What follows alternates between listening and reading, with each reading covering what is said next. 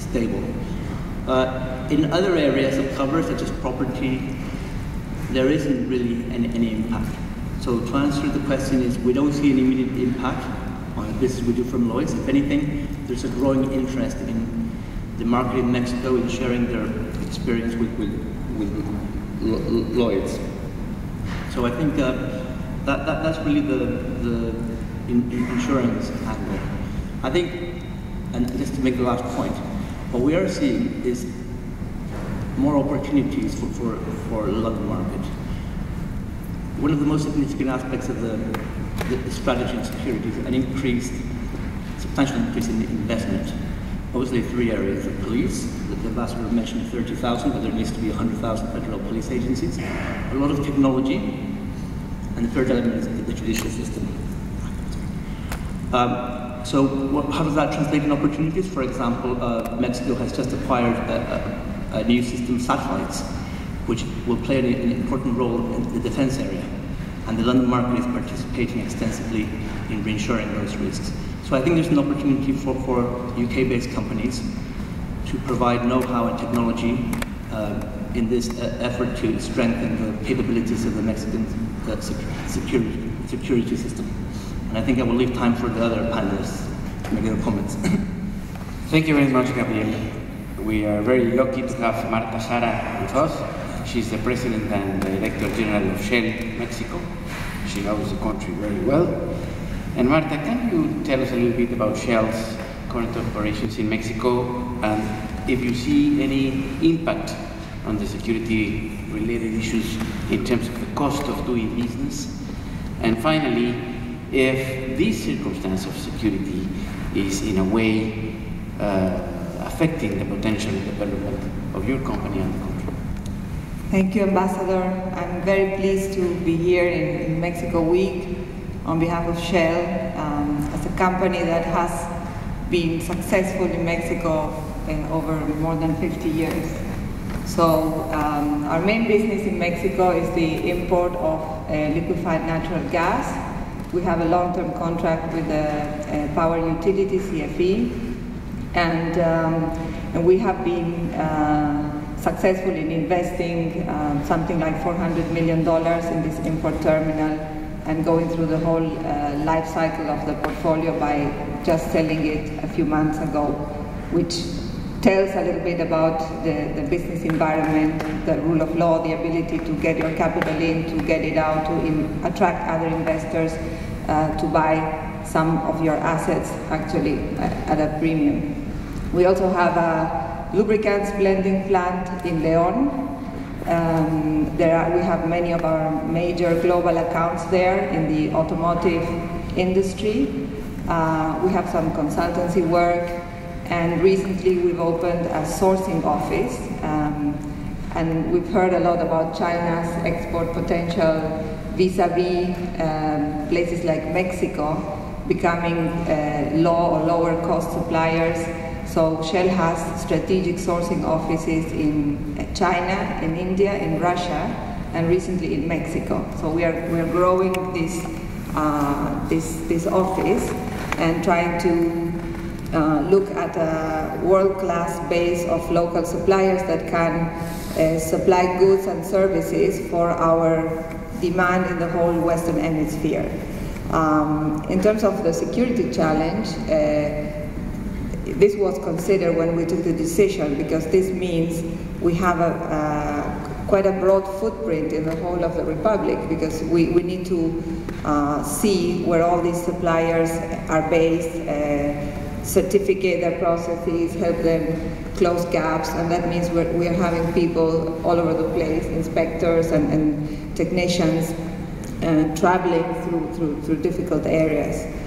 So, I mean, going to the security issue, there are myths and realities, right? So myths are stories that are not fact-based, and we read all over the world very disturbing stories about violence in Mexico. Unfortunately, those stories are fact-based. But the whole point is, how does that affect business? And I find myself often discussing with colleagues, very seasoned, mature professionals, whose business have been dealing with risk day in, day out for decades, and they become very emotional when we talk about security. And I think part of my job as someone based in Mexico is how to move that discussion away from the emotional arena and make sure business people deal with it as they deal with all the other business risks in a rigorous manner. So at Shell, we apply a risk-based control framework, and the usual way you deal with this, and I think it's no rocket science, and people will think this is familiar. We look at probability and at impact, okay? So in terms of impact, of course, security threats and mainly businesses are picking up some collateral damage. The good news is we don't see businesses as being a target per se of criminal gangs. So this type of damage, how much harm can it cause? So of course, we can think about 1, 2, 3 fatalities per event. And when you compare this with other potential threats, like say road transport alone, you can have events that cause the same or more harm to people, or catastrophic events like an earthquake in Mexico would be much more harmful in terms of numbers of people harmed.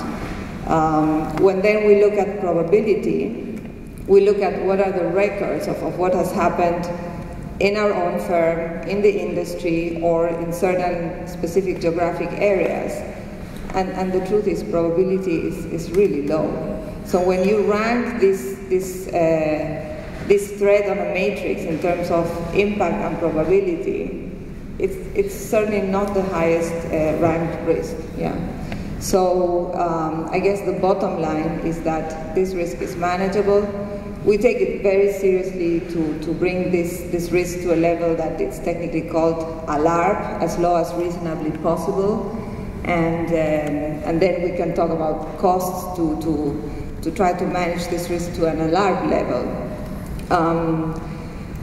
We believe that our best ally has been low profile, trying to implement a lot of training, travel protocols, making sure we account for our people, we know where they are. They are trained to get a level of awareness that helps them stay away from risky places, entertainment, restaurants, or certain roads, etc. And it's proven to be extremely effective. So in terms of cost, I arrived in Mexico in 2008, and our main concern was just the area of Tijuana, where we had operations. But then over the past few years, we saw the state of Tamaulipas, where we also have operations, and basically the whole north becoming quite violent. So the main cost increase has been the decision to create an in-house security organization. 5 years ago, we didn't have an in-house organization. That is manpower cost, etc. We have a new IT platform to monitor all the travelers. We spend quite some time in the likes of control risk with intelligence and outsourcing things like crisis management and so on. And it has increased, so we're talking now about some 4 or 5% of our operating costs, and it's like a 4 or 5-fold increase over 5 years. So it's certainly something to watch, but if we try to put it on an equation, what is the upside of making business in Mexico? Like, what are the sorts of savings that our sourcing office can deliver for the group? These costs are absolutely manageable. I think that is the bottom line. Thank you very much, Marta. Very clear indication of where Shell is and how you manage risk.